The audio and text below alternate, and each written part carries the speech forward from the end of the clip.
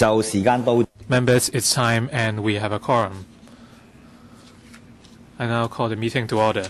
Item number 1, information papers issued since the last meeting. 2 papers were issued.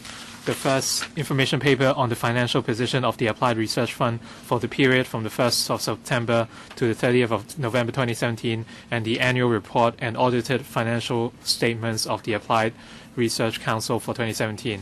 And this is CB brackets 1751/17-18 The second is a joint letter dated the 6th of April from Mr. Dennis KWOK, Alvin YEUNG, and Jeremy Tam, extending their suggestion of holding a joint meeting of panel on commerce and industry, panel on economic development, and panel on financial affairs to discuss the issues relating to the impacts of a possible trade war between China and the United States on Hong Kong's economy. And this is CB brackets 1772/01. I'd like to seek members' endorsement on such proposal and whether or not we will convene a joint meeting. Before the meeting, the Secretariat was aware that the chairman of the Financial Affairs panel already agreed to a joint meeting, so if members agree, the Secretariat would get in touch with the Secretariat of the Economic Development panel, and details of the meeting will be shared with members later. Item number 2, date of next meeting and items for discussion.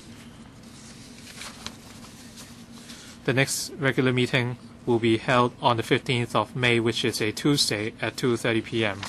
There are 3 items to be discussed. A, progress of the development of trade single window and launch of phase 1. That is item number 1 on the list of outstanding items. This involves an establishment proposal. B, measures to support the Hong Kong Science and Technology Parks Corporation and the establishment of technology research clusters and creation of an assistant commissioner post in the Innovation and Technology Commission. This is item number 2 on the list. This also involves establishment and financial or funding proposals. Item number C, implementation of a technology talent admission scheme, which is number 3 on the list of outstanding items. Since we have 3 items to cover, the item will be extended by 30 minutes to between 2:30 p.m. and 5. Any comments from members? If not, we will cover these items in the next meeting. Item number 3. Yes, please. At the IT panel meeting yesterday, we talked about person-to-person direct selling by phone, and this has to do with the business sector. For the so-called cold calling and warm calling,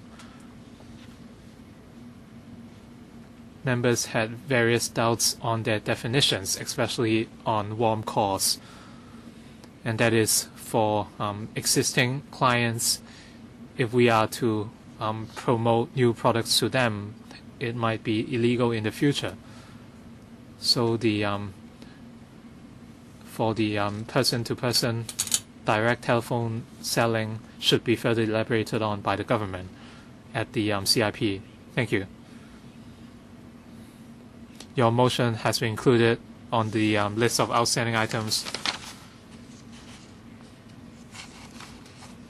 But since the issue has just been covered by the IT panel, I hope the government has received enough information during that meeting, and that relevant information will be submitted to this panel. So hopefully we can cover that in June or July. We would do our best. But we need to wait for the government's response. But this has been included on the list of outstanding items. The clerk would further discuss the arrangements with the government, so hopefully we can deal with that in June or July. The clerk, please.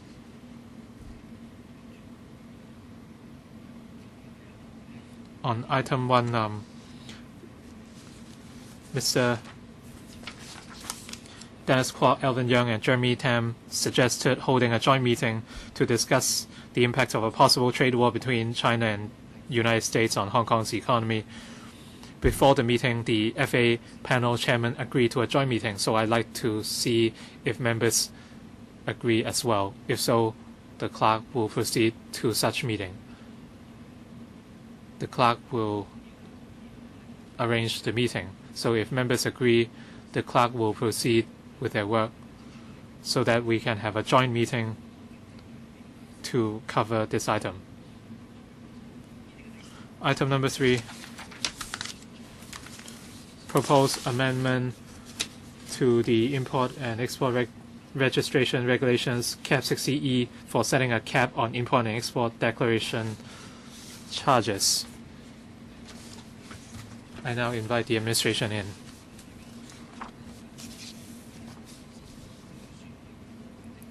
Details are announced in the budget, the 2018-19 budget, and there is a proposal of setting a $200 cap on the import and export declaration or TDC charges for lowering the cost of importing and exporting high-value goods to and from Hong Kong. The government has prepared paper 750-03, and the Electoral Secretariat also compiled CB-1 750-04, which is an information brief. I first invite the government to walk us through the paper before we open up for questions. Please be brief. Thank you. Members, the 2018-19 budget announced the proposal of setting a $200 cap on the import and export declaration or TDC charges, and there would be legislative amendments, and that is the import and export registration regulations, and we would like to brief members on that. Hong Kong is a key trading and logistics hub in terms of trade volume. In 2016, Hong Kong ranked 7th in the world. According to the laws, goods imported into or exported from Hong Kong are subject to TDC charges, and the information on the declarations would be used to compile statistics. The TDC charges are currently very low.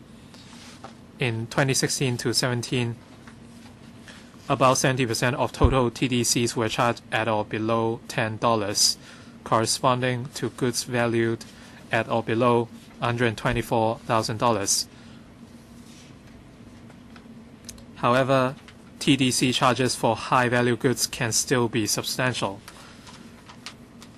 So in the 2018-19 budget, the government proposed setting a $200 cap on the TDC charges for lowering the cost of importing and exporting high-value goods to and from Hong Kong, so that our trade and logistics industry can be developed in a high-value added direction. The annual savings to the trade would be $758 million per year, and this would benefit about 900,000 TDC cases involving goods at a value above $1.644 million, and the government's CDC revenue would go down by 48%.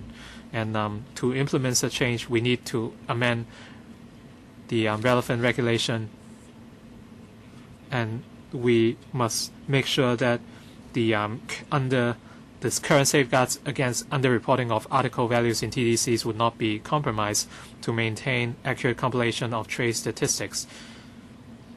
And therefore, for the purposes of computing the extra charge and penalty for cases of underreported article values, the computation will continue to be made according to the current regulation. And we plan to submit the amendment regulation to LegCo for approval, say in Q2 or Q3 this year, to enable early implementation of the measure. We hope the panel would endorse this proposal. We are happy to take questions. Thank you very much.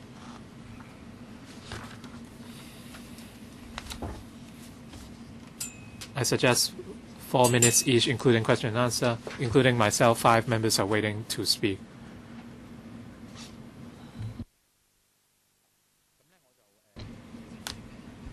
Four minutes each. If time allows, we can have a second round of questions. Mr. Martin Liao, thank you. TDC charges were introduced in 1966 via the Import and Export Ordinance. The purpose was to increase government revenue and promote trade activities in Hong Kong. The government's current proposal is rather different. They want to promote the high value-added development of the trade and logistics costs and help lower the costs of importing and exporting high-value goods to and from Hong Kong and consolidate our edge. I have two questions. How did you come up with a level or a cap of $200? Did you refer to any statistics or information? Did you refer to other tariffs, and did you assess the impacts on our logistics and trade? TDC charges no longer aim to increase government revenue, and the budget has allocated fundings to the Trade Development Council, and starting this year for 5 straight years, a total of $250 million would be allocated. Would the government waive the TDC charges altogether by amending the regulations? I will address the second question first.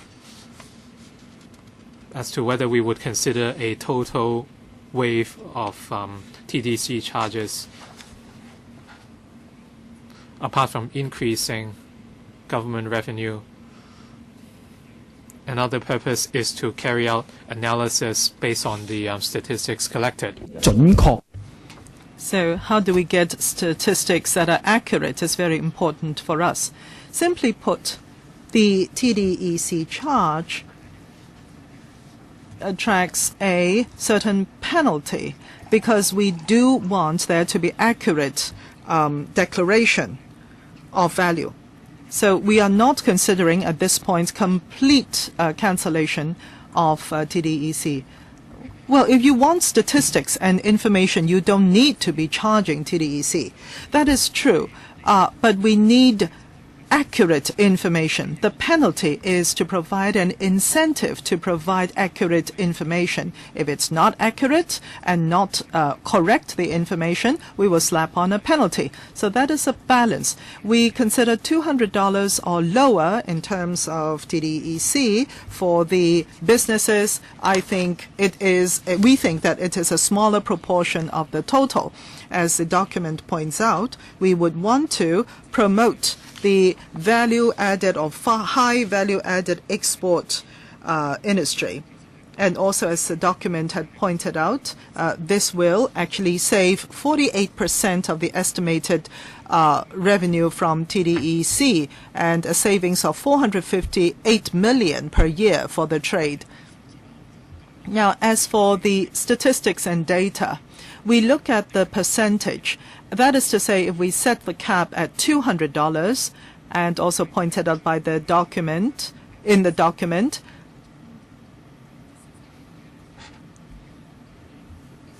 there will be savings of 48%. So what we want to do is to attract high value added.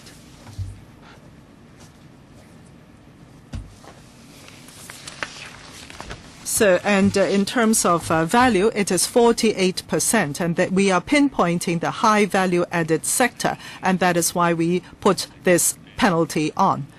Chen Chenying, the government started off by saying that they want to know the actual statistics and number for import and export. Now, there is a cap of $200 as proposed for the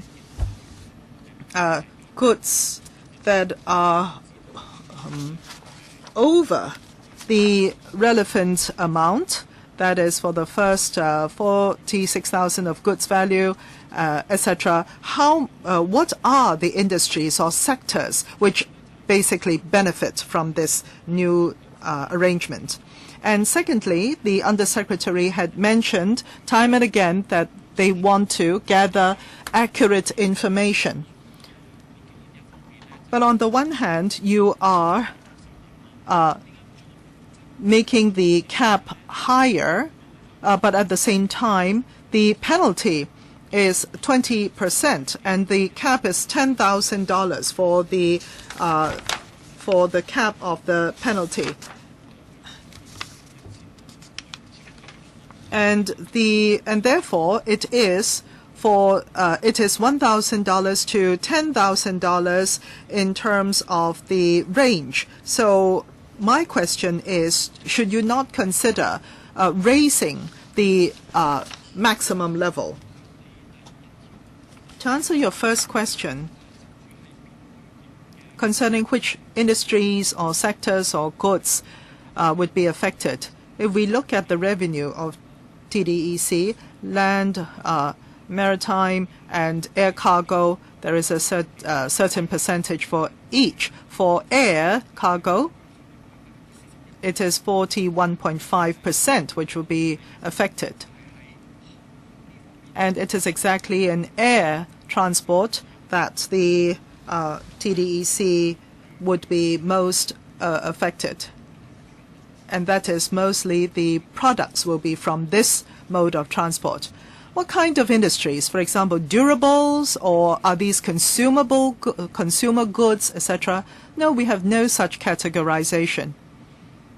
Can you collate that, please? Who can answer that question, Mr. Chan's question? Right. Mr. Gary Poon. Chair, concerning the revenue from TDEC, there are the three modes of transport, as mentioned just now. In the revenue, at present, some 40% or over is sourced from air transport. So if we put $200 as the cap for the declaration, then for high-value goods from land or air transport would be affected. But for high-value added products, they would probably be transported through air.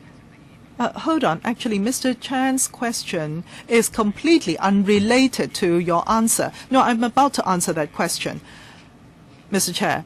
As for what categories of goods, we do not have a categorization as such. We are not that defined. That is, what kind of sectors, what kind of products for air transport, etc. We don't have that information. Chair, in that case, I have a question, because the goods, the nature of the goods will have to be reported to the customs office. And I think in order for us to have more transparency, I would want to see such information, category of goods. But there should be some major categories, for instance, cosmetics or consumables, etc. We'll go back and look at it to see whether we can supplement that after the meeting. The second question concerning penalties, please. Thank you, Chair. The penalty is now already deterrent in its effect. We will look at the situation. We will be happy to monitor the situation to see after this new measure is put into place whether there will be more violations than before. We will be looking into that. At present, because there is certain degree of deterrent effect, that we therefore will not consider at this point making heavier the penalty. Mr. KWOK. Now, we see that there is a $200 cap. I welcome this amendment. Now, for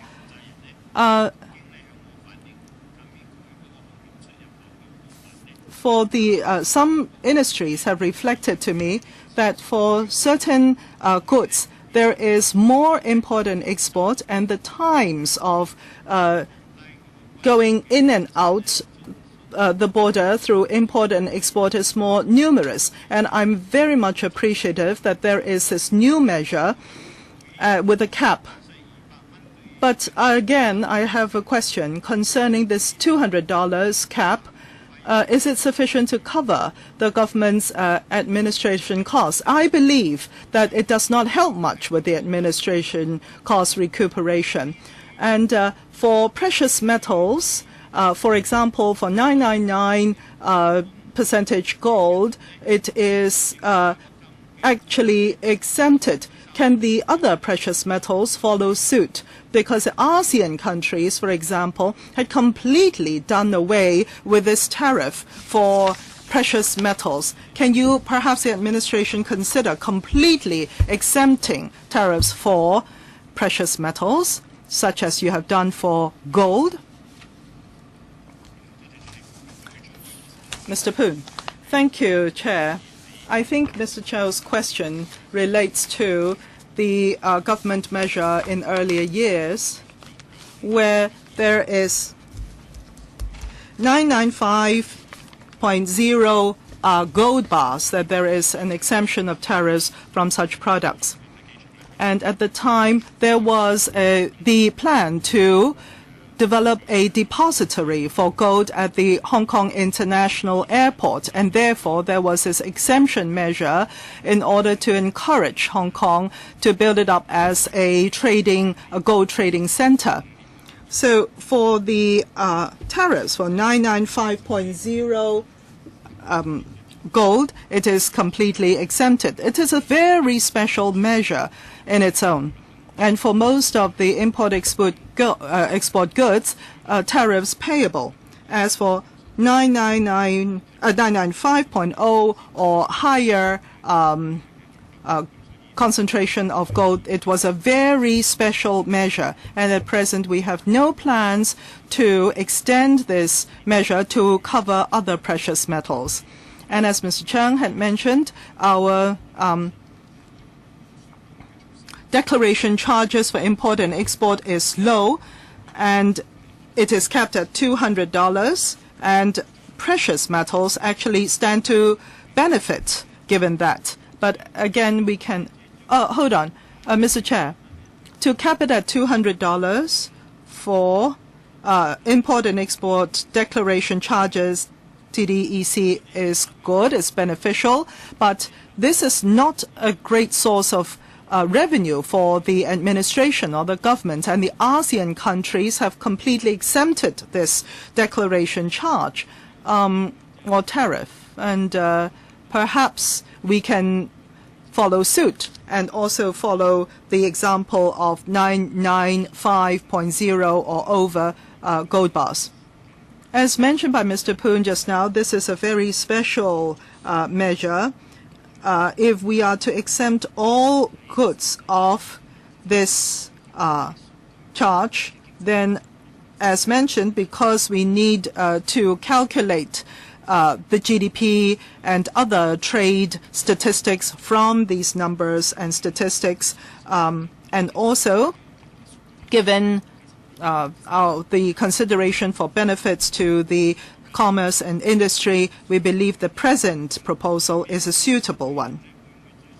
Mr. Chair, a question concerning the implementation date. Will it start from the 1st of April, for instance, of this year? Mr. Poon? Thank you, Chair. Thank you for the question. In implementing this $200 cap, we need to amend the law. And all along, in the before we amend the law, the TDEC charge is in implementation, and we would want to bring this proposal up to the LegCo as soon as possible for the amendment of the law, and to, as soon as possible, benefit the industry when it's passed. As for the implementation date, if it is to start before the passage of the amended ordinance at the LegCo, it would be difficult, and it is not in line with our practice so far for TDEC charges. Ms. Cheung? Mr. Chair, I've always felt that the way the government conducts itself is as follows. You say our cost is higher, and therefore we have to add or increase fees, and that is understandable. But where costs are lower, then the fees can be lower. And for this time round, to cap it at $200, in the past, in the industry, I've not heard any complaints from the industry saying that our import and export declaration charge is too high. And after you have done this, that is capping the charge, it is a loss of revenue to the government. Well, with the reserves that we have, it is not a big problem for the government.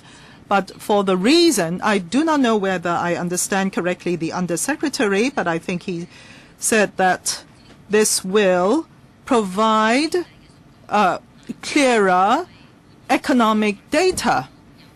Then I ask, is it that you have found that certain parties where there is a high value of declaration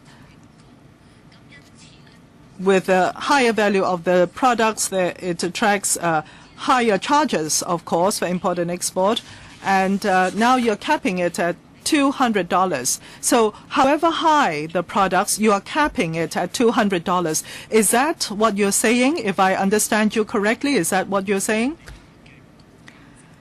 Mr. Chair, exactly as Ms. Cheung pointed out, for high-value goods, in the past, the TDEC can be high.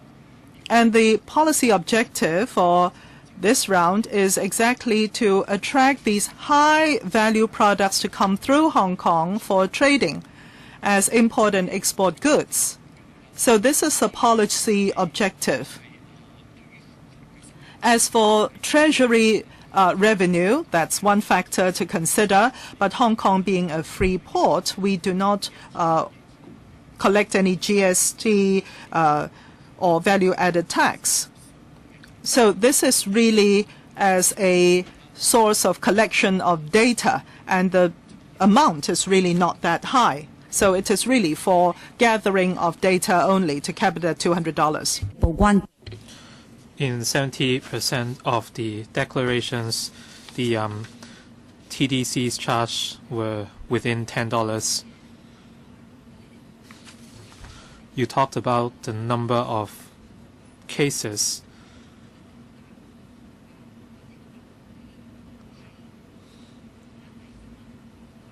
So what is the percentage of cases in which the total TDC charge were at or below $10? We had about 70.3%. So from $10 to $20, we have about 25.2%, and above $200, we had 4.5%.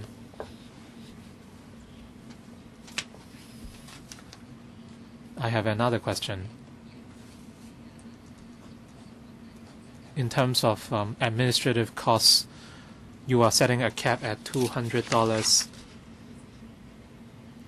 How much would be the administrative costs? Would the government have to bear that cost? There's no change to the administrative costs. Vice Chairman, Mr. Peter Shiu.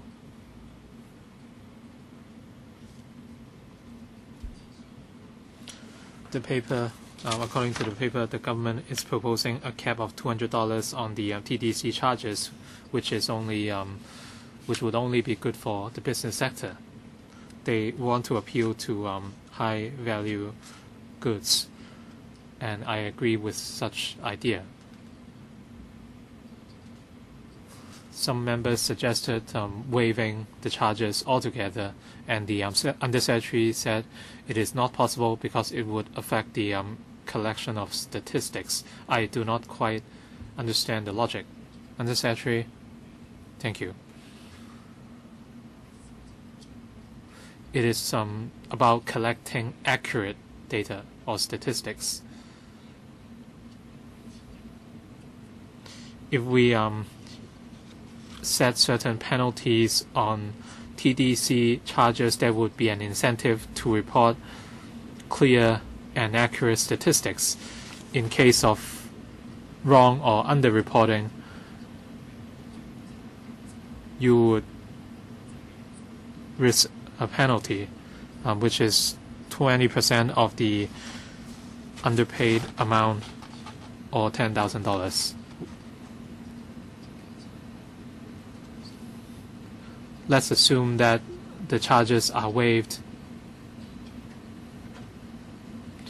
If so, why don't you actually increase the penalties for wrong or erroneous reporting.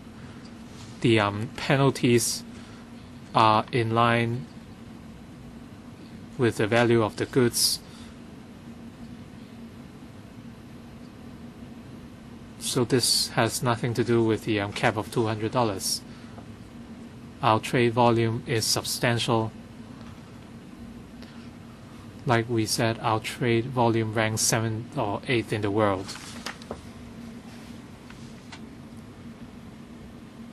So it's more feasible to deal with this through a system.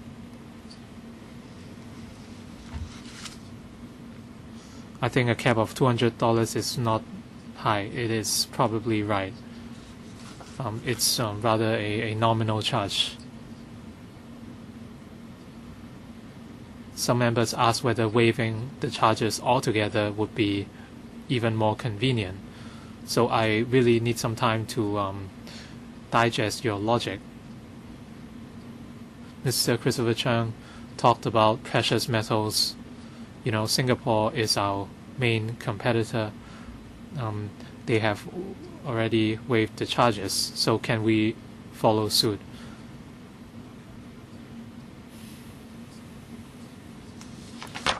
The government is charging different charges for food and non-food items, and for those for goods that are over $46,000, the rate would be different.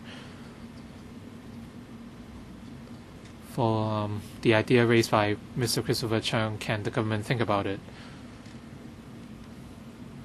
Deputy Secretary, thank you very much.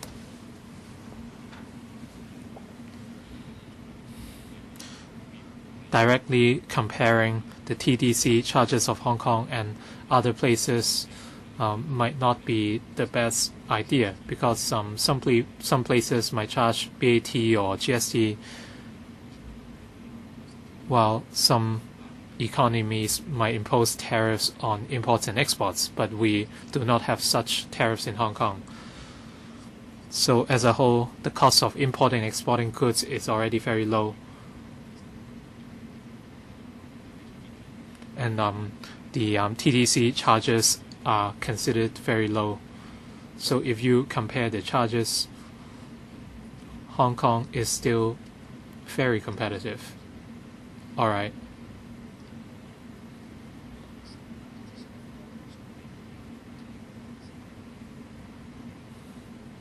I see that members agree with the direction of the proposal, so I'd like to offer another view. And Mr. Christopher Chung said we wanted to build a gold depository, and that's why TDC charges for gold were waived. But at the end, we found that TDC charges are not the deciding factor in determining whether Hong Kong can become a depository for gold. So while lowering the charges, the key is to develop towards a high value added goal. So would there be any supporting measures? For example, when we abolish the tax for wine, we saw subsequent developments. We became a hub for selling wine, and we had wine exhibitions as well as wine-related industries. So after we slash the TDC charges, do we hope to develop certain areas? For example, high value-added logistics services would require support measures. Would you provide such support so that logistics companies would choose to be based in Hong Kong? Would the industries or sector set up headquarters in Hong Kong?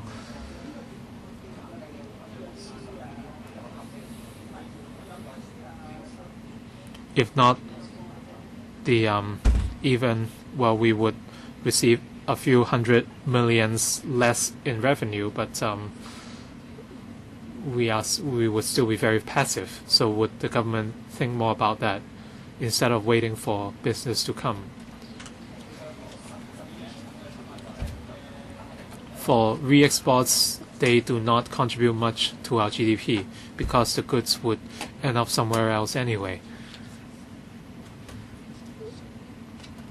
But if companies choose to base their headquarters in Hong Kong because of these advantages, that would be the real benefit of lowering the charges.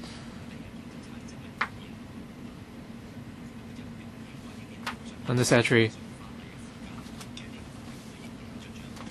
I will follow up on this later. I agree with the chairman that we need to offer support measures in line with the new policy, and that is our trade and logistics industries must develop in a high value added approach. We can see that cargoes are transported or conveyed by air, by land, and by sea.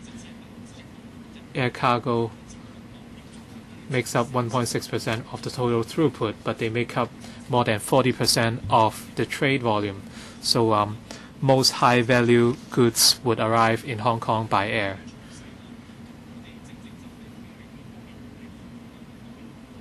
Given such trend, we would enhance support measures on air cargo. Undersecretary, I'd like to stop you here. I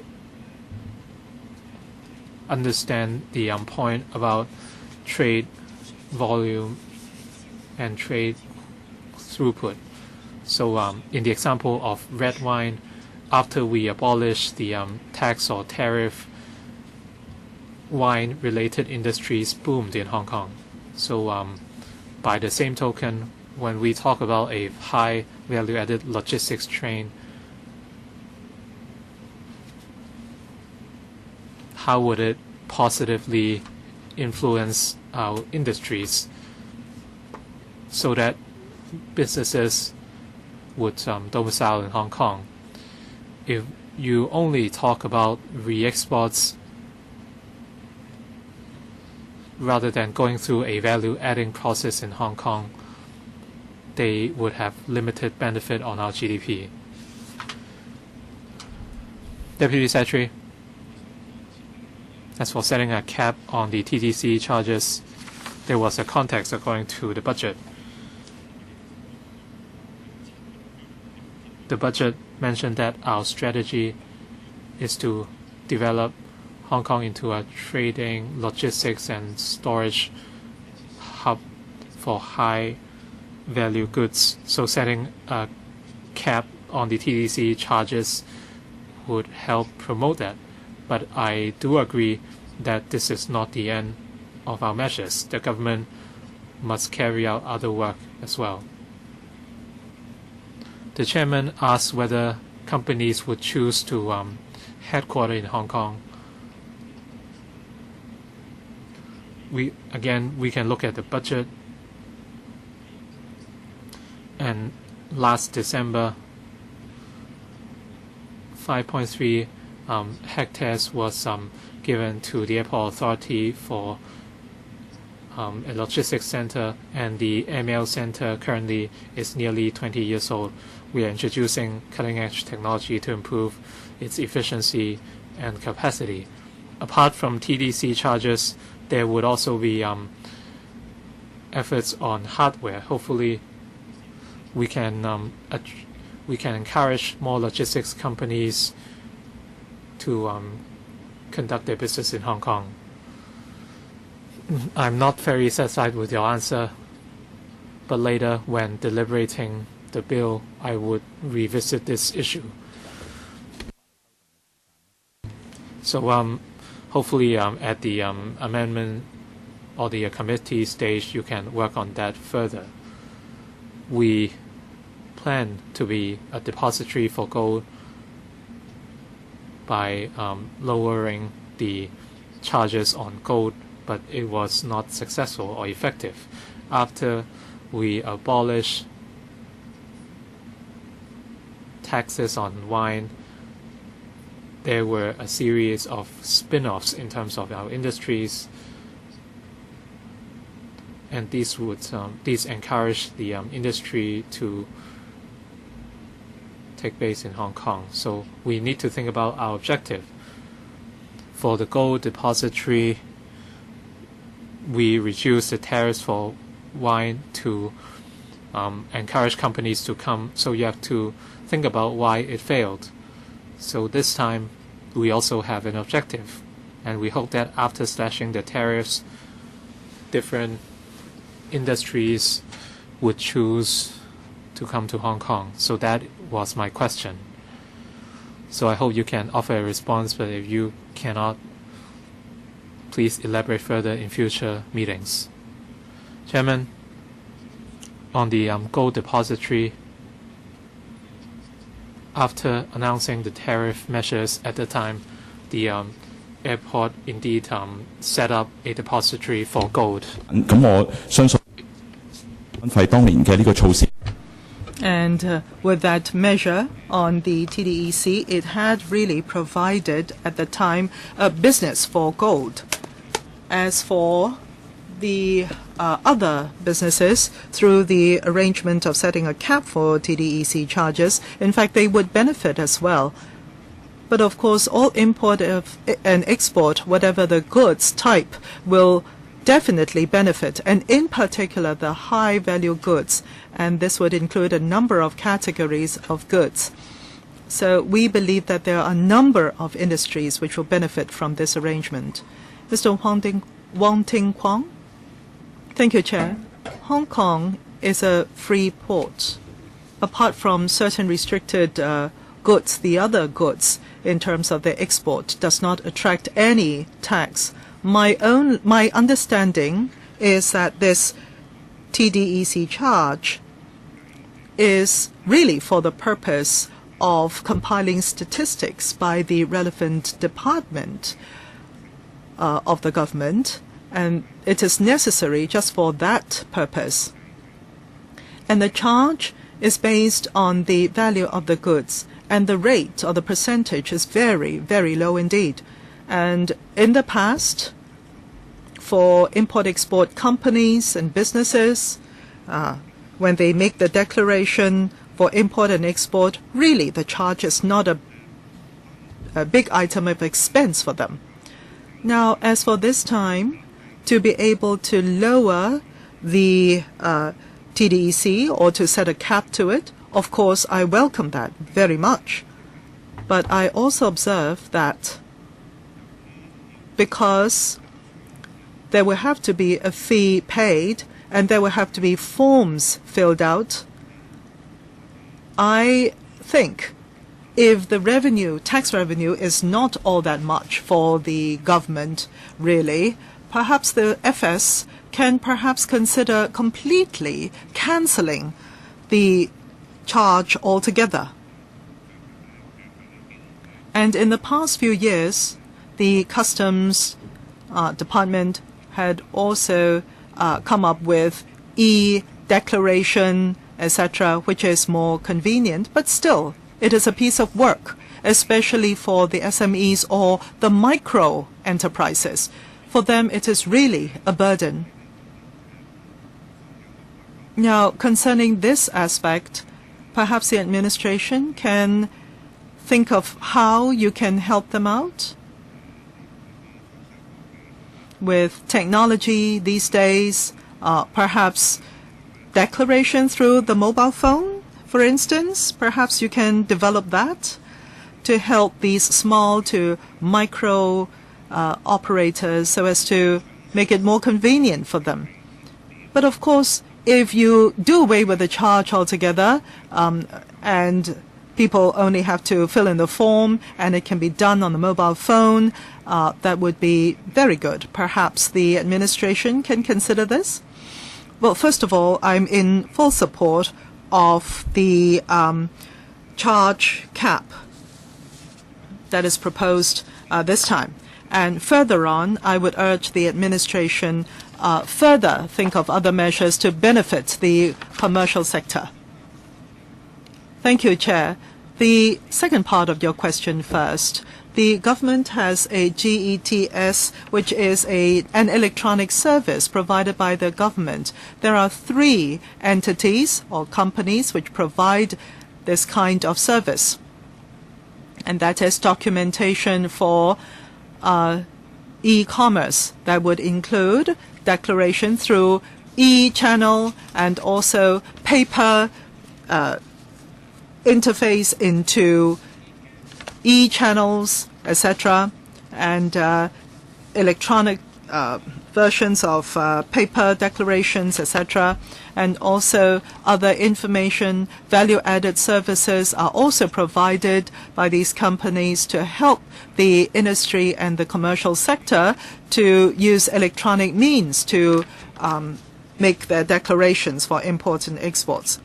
Now, concerning the charge, on the one hand, it is a revenue source for the government, but what is more important is that it gives us accurate information.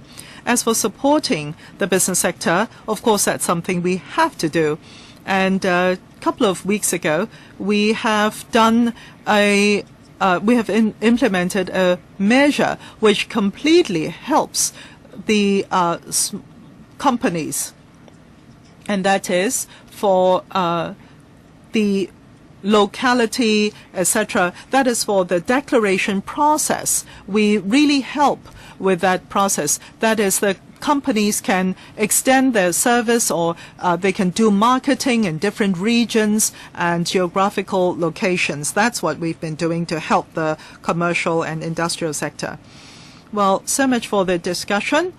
We hope to see that there is early work with regards to the legislative amendments, and we would want the administration to expedite the process so that we can have the implementation of this charge cap as soon as possible. And if you can give us the objective and also tell us how you can enhance the competitiveness of or raise the content, economic content of Hong Kong through this measure so that there can be more economic activities in Hong Kong.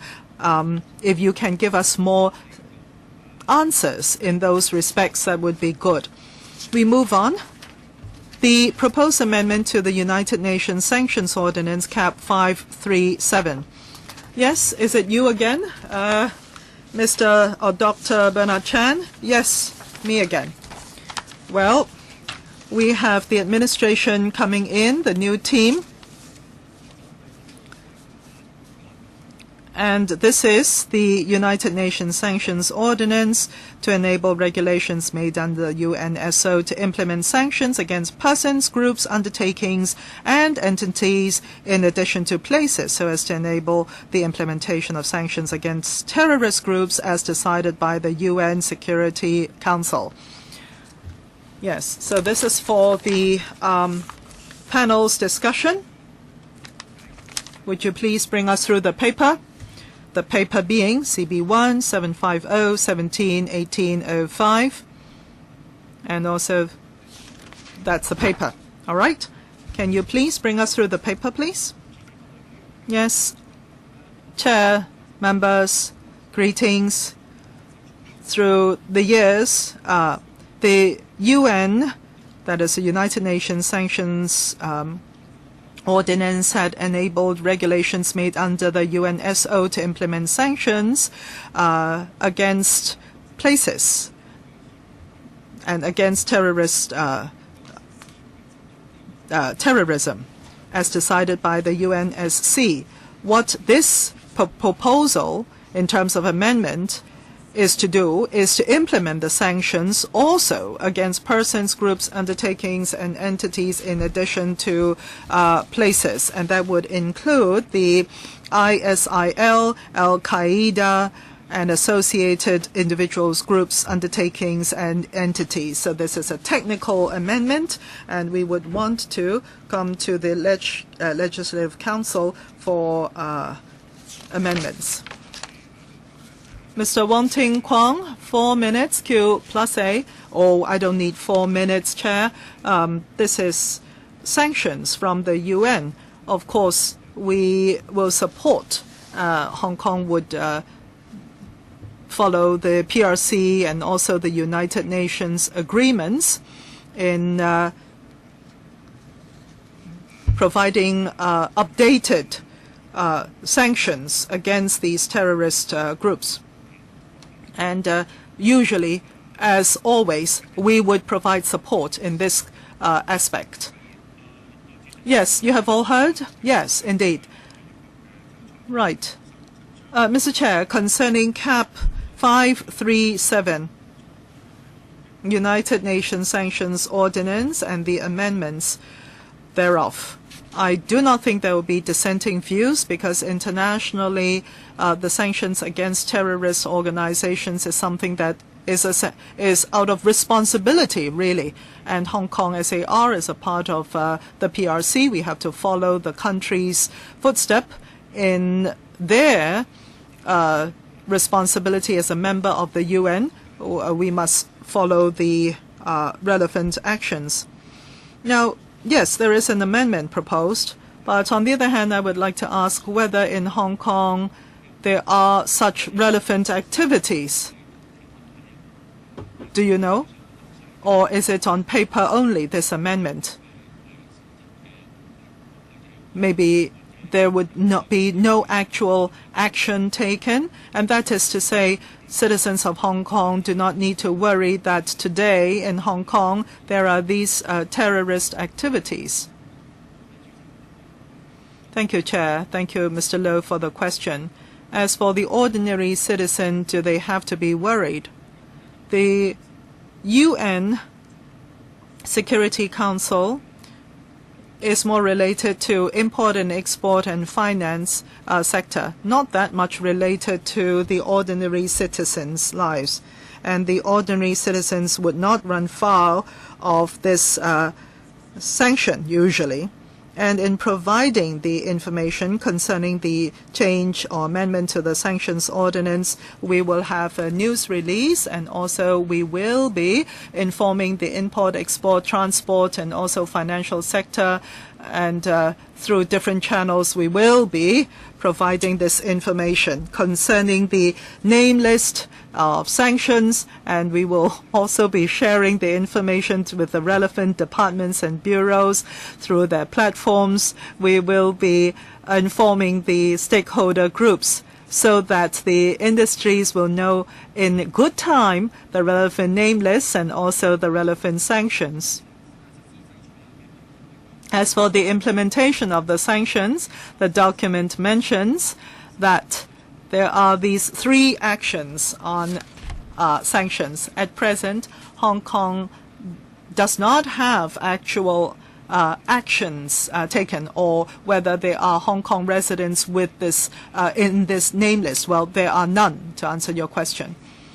So, Mr. Chan, I understand this to mean that there is no trade or logistics or financial services that are related to terrorist activities. Is that correct?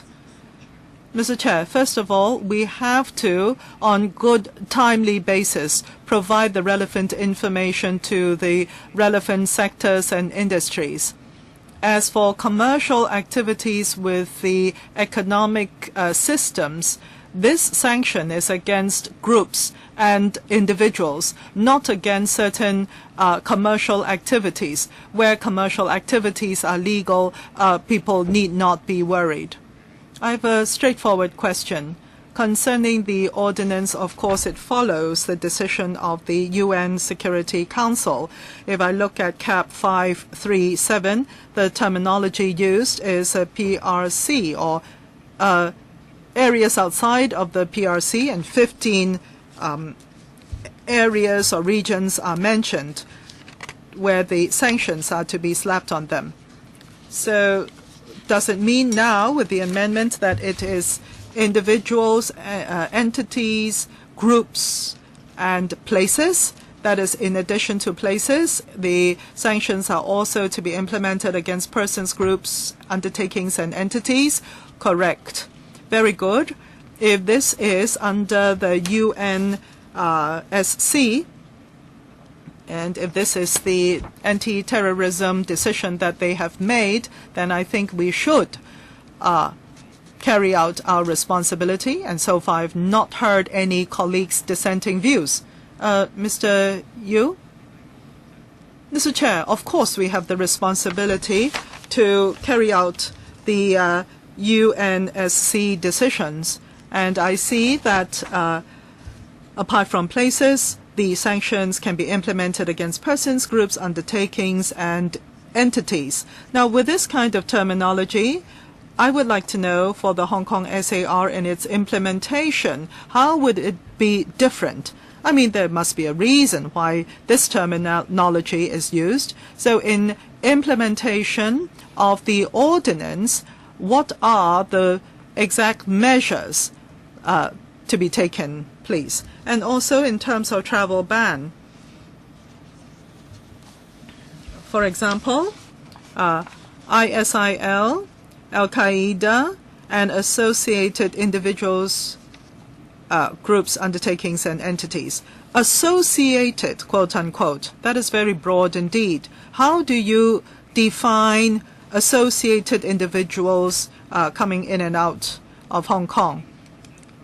I mean, if you say anybody that's associated will be sanctioned against, how do you define this Hong Kong person or this foreigner being an associated individual? Are there name lists from the UN or from whatever entity, please? And also the Undersecretary mentioned for the information that they have received, they will provide the information to the relevant entities. What entities are you talking about? Travel agencies, for instance? Is that true? Saying that these people or individuals from these places are not to be entertained? Or are you saying that these are Hong Kong citizens related or associated to these places? Or are these nationals of those places? What do you mean, please? Undersecretary, thank you very much. I will take the third question first. For the relevant trades, for example, tourism, which is within the ambit of the CDB, when the UNSC passes a resolution, the sanction list would be uploaded on its website, and the CDB would monitor this web page from time to time and share the information with our trades. So we will certainly share this information. You asked about a travel ban. When the Immigration Department considers visas and immigration control, they would enforce the relevant sanctions based on the sanction list. When vetting visa applications, the Immigration Department would vet whether the applicants are subject to a travel ban. The IMD would not issue visas to any person on the list. So the Immigration Department will be the gatekeeper. In terms of the enforcement or implementation, the UNSC and its relevant committees would designate groups and individuals, so operationally there would not be any difference. For the third question, you said you would notify the trades. Are you going to create a web page, or would you tell the trade about the situation? The trades might not understand the official documents, so would there be a simple notification mechanism by notifying the Tourism Commission or Travel Industry Council? Yes, this is possible. Different government bureaus and departments would communicate with the trades via proper manner. For example, we can do so through the TIC or Hong Kong Tourism Board. I will continue to work with Mr. Yu to see how we can disseminate the information quickly. The second question, You said you can issue visa restrictions on foreigners. Some Hong Kong people might visit the ISIL, or they might suspectedly visit this area. In that case, what would you do? If they visit the Islamic State, this involves a lot of details. I think the idea is that they would compile a very clear list, and there would be sanctions against designated groups, persons, entities, places, etc. Designation is required. So you would not be designated as an associated individual casually, because the list must be passed by the UNSC. I'm not sure if my understanding is right. If not, please correct me. Thank you. The list would be designated, so when we scrutinize the bill, we can follow on this. So we have a list of 15 specified countries and places, and there would also be designated individuals or groups such as Al-Qaeda. So there must be a designated list. All right, I get the idea. When we scrutinize the bill, please take note of this point, Undersecretary, because there are concerns that the scope of coverage might not be totally clear, and some people might inadvertently breach the law. So you have to specify that the list is designated and how you would share this list with the trades and individuals concerned.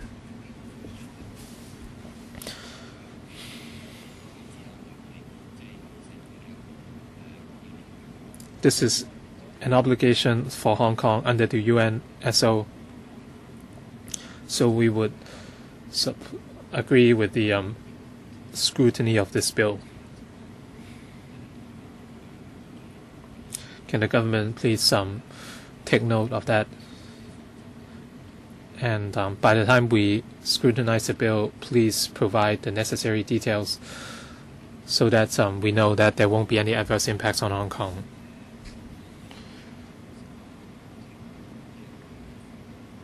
If we have no any other business, that's all for today.